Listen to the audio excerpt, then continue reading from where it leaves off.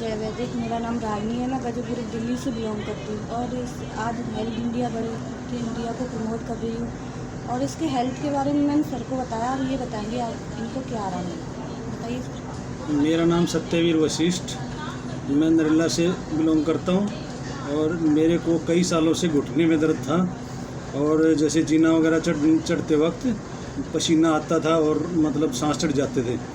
ठीक है, आज 1 महीना हो गया मेरे को इसको प्रोडक्ट को लेते हुए और आज मेरे को कम से कम 70-80% आराम है। ठीक है, और जय वैदिक रॉक करेंगे, टॉप करेंगे, जय वैदिक।